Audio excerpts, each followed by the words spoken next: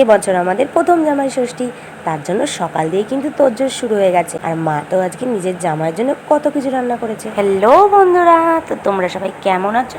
আশা করি ভালো আছো, আর আমি তো খুবই ভালো আছি।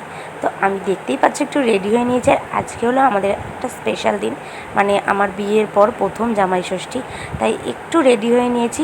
প্রচুর গরম, মানে একটু সাজগোজের ইচ্ছা থাকা সত্ত্বেও আমি সেরকম সাজগোজ করিনি গরমের জন্যই।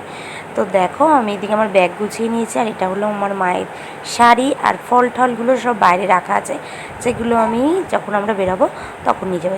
এদিকে আমি মিস্টার মল্লিকের জামাটা রেডি করে দিয়েছি, মানে ও আজকে এই পাঞ্জাবিটা পরবে, যেটা আমার মাই দিয়েছিল হলো আমাদের কার্তিক পুজোতে। তো সেটাই ও আজকে পরবে, যেহেতু খুব গরম তাই আমি কটনের এই পাঞ্জাবিটাই বার করে দিয়েছি, যেন একটু কমফোর্টেবল হয় আর ওর কোনো অসুবিধাও না হয়। তো দেখো মিস্টার মল্লিক কিন্তু রেডি শেডি হয়ে গেছে, আর এখনও ওর চুলটাকে ঠিক করে নিচ্ছে।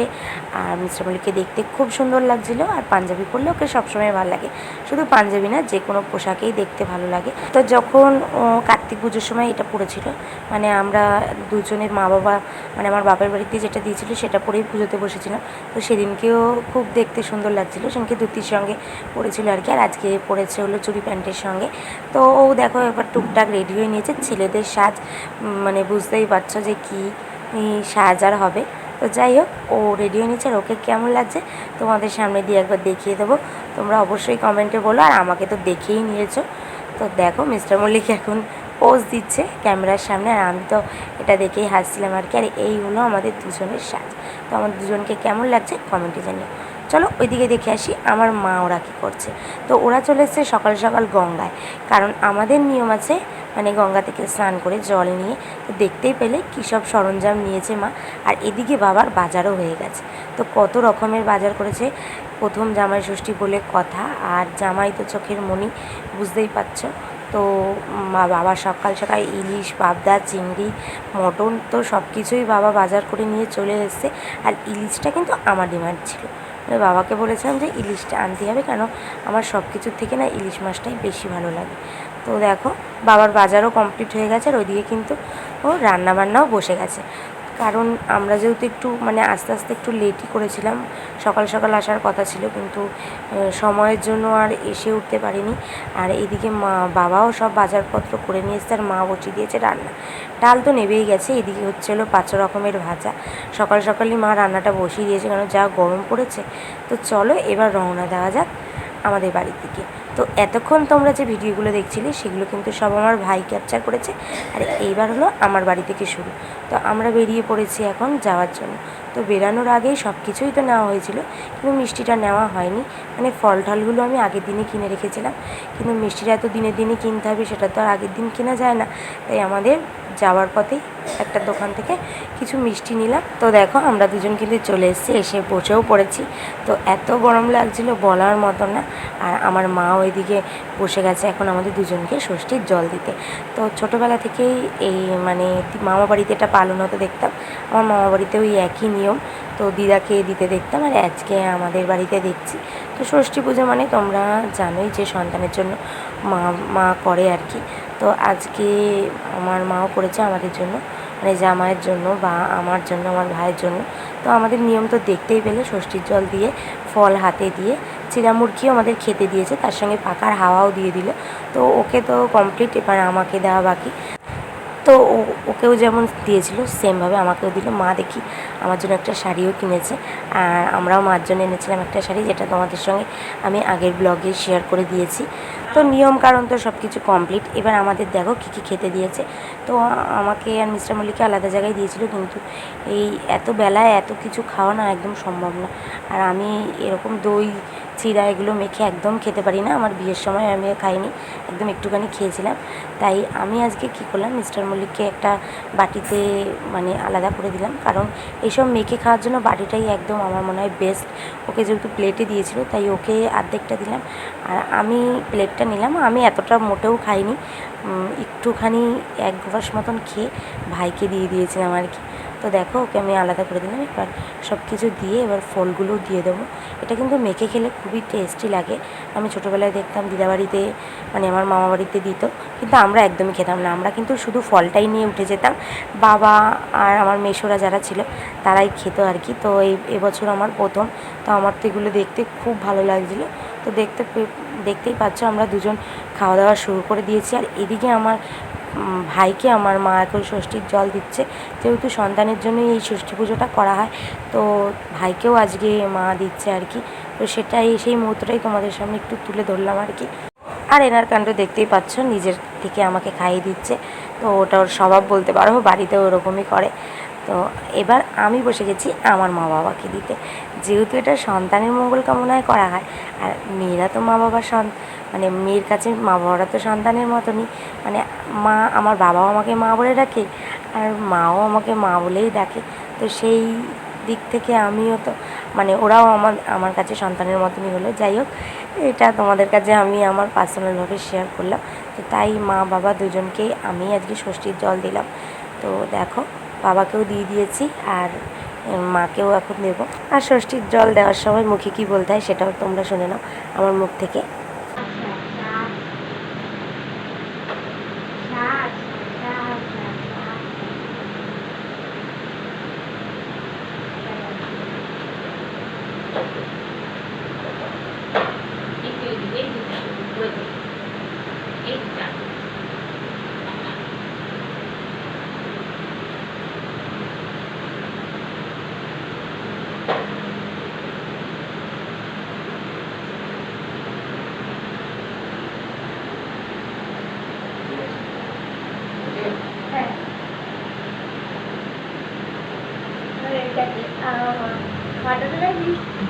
সকালের নিয়মকানুন তো সব শেষ, এবার শুরু হবে রান্নার তোড়জোড়। আর আজকের রান্না করবে আমার ভাই। সকাল সকাল দেখতেই পেয়েছো, মার কিন্তু অর্ধেক রান্না কমপ্লিট হয়ে গেছে, আর যেগুলো বাকি আছে সেগুলো করবে হলো আমার ভাই। তো এরই মধ্যে এসে হাজির হলো আমাদের ছোট্ট অম্বরীশ আর অদ্রিজা। তো ওদের দুজনেরও আজকে আমাদের বাড়ি নিমন্ত্রণ ছিল। আর ওরা আসাতেই মা ওদের দুজনকেও ষষ্ঠীর জল দিয়ে দিল। আর পুচকিটা কি বলছে জানো তো, মানে অদ্রিজা আর কি, ও বলছে যে ওদের নাকি পুজো করা হচ্ছে। তো ছোটো মানুষ মানে প্রথমবার দেখছে, তো ওদের সেটাই মনে হচ্ছে। আর দুজন না খুব এনজয় করছিল এটাকে, আর আমার দেখে তো খুব ভালো লাগছিল।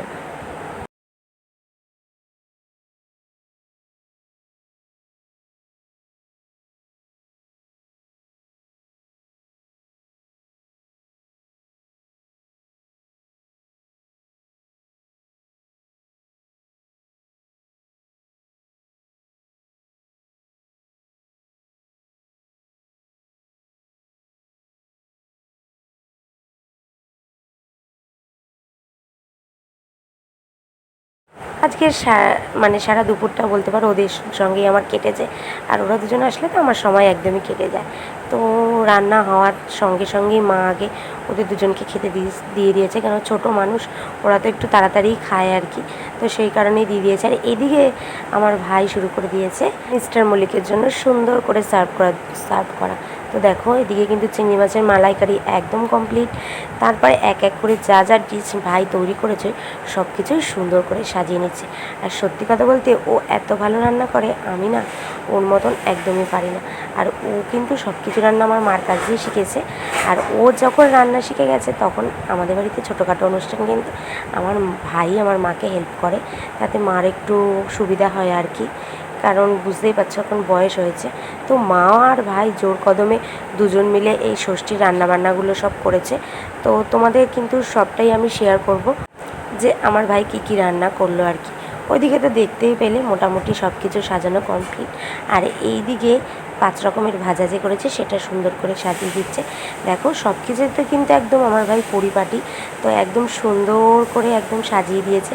আর দেখতে এত ভালো লাগছিলো। আর এরকম সুন্দর করে খাবার সাজানো থাকলে না আমার খাওয়ার থেকে দেখতে বেশি ভালো লাগে, আর খাওয়ার ইন্টারেস্টটা তো আরও বেশি বেড়ে যায়। তো তোমাদের সঙ্গে ডিশগুলো একবার শেয়ার করি। তো স্টার্টারে ছিল দেখতেই পারলে চিকেন সাটে, তারপরে চিংড়ি মাছের মালাইকারি, সর্ষে পাবদা, এটা হলো ইলিশ ভাপা। আর এখানে 3 রকমের মিষ্টি দিয়েছে, 5 রকমের ভাজা, ভাত, ডাল, আর তার সঙ্গে ছিল হলো আজকের মটন কষা, জামাই ষষ্ঠী স্পেশাল, আর তার সঙ্গে চাটনি। তো এই হলো আজকে আমাদের জামাই ষষ্ঠীর মেনু। খুব অল্পর মধ্যেই আমার মা অ্যারেঞ্জ করেছে, আর এতেই মিস্টার মল্লিক একদম কনফিউজ কোথা থেকে শুরু করবে। কারণ ও এত কিছু একসঙ্গে দেখে ভাবছে যে মাছ খাবো না মাংস খাবো, ওর এরম একটা কনফিউজ। আর খুশিও অনেক হচ্ছিলো, কারণ এরম করে সামনে যদি কেউ সুন্দর করে সাজিয়ে দেয় খুশি তো হওয়ার কথাই। তো মিস্টার মল্লিক ওদিকে খাওয়া শুরু করে দিয়েছে, আর এদিকে আমিও বসে গেছি, কারণ আমি খেতে না বসলে ও শুরু করবে না। তো ও যেগুলো যেগুলো নিয়ে বসেছে সেম আমিও নিয়ে বসেছি, কিন্তু আমি একটা প্লেটের মধ্যেই নিয়ে বসেছি আর কি। আর সব কিছু সুন্দর করে সাজিয়ে ওকে। আমরা তো আজকে জামাই ষষ্ঠী খুব মজা করে কাটাচ্ছি। তোমরা কেমন করে কাটিয়েছো আমাকে কিন্তু কমেন্টে অবশ্যই জানিও। আর তোমাদের এটা কত নম্বর জামাই ষষ্ঠী সেটাও জানিও। আমাদেরটাও তো বলেই দিলাম, প্রথম জামাই ষষ্ঠী। বিকালবেলা মিস্টার মল্লিক আর ভাই মিলে একটু বেরিয়েছিল। ওরা কি করতে বেরিয়েছিল ওরাই জানে। তো দুজন মিলে একটু বেরিয়েছিল, তো সেই সময় মনে হয় এই ভিডিও ক্লিপটা নিয়ে রেখেছে, আর তোমাদের সঙ্গে আমি সেটা শেয়ারও করে দিলাম। আর রাতে এখন আমরা বসে গেছি রাতের ডিনার করতে। তো মাঝখানে আর এই গরমে কোনো ব্লগই করা হয়নি, যেহেতু দুপুরবেলা একটু হেভি খেয়েছিলাম, তাই মাকে বলেছিলাম রাতে একটু হালকা পাতলা করবে। তাই মা একদম হালকা করেই ইলিশ মাছ দিয়ে আলু দিয়ে পাতলা ঝোল করেছে। তো সেটা দিয়েই তৃপ্তি করে রাতের ডিনারটা কমপ্লিট করলো। তো আজকের ব্লগটা তোমাদের কেমন লাগলো আমাকে কিন্তু কমেন্টে জানিও। এই গরমে যতটা আমি ক্যাপচার করতে পেরেছি ততটাই তোমাদের সঙ্গে শেয়ার করলাম। ইচ্ছা ছিল আরও সুন্দর করে ব্লগটা করা, কিন্তু বুঝতেই পারছো কী গরমটা পড়েছিল। তো তোমাদের কেমন লাগলো আমাদের জামাই ষষ্ঠীর ব্লগ সেটা কিন্তু কমেন্টে জানিও। আর তোমরা কেমন করে কাটিয়েছো সেটাও আমাকে বলো। তো আজকের মতন এখানেই শেষ করলাম, দেখা হচ্ছে একটা নতুন ব্লগ। টাটা বন্ধুরা, ভালো থেকো, সুস্থ থেকো।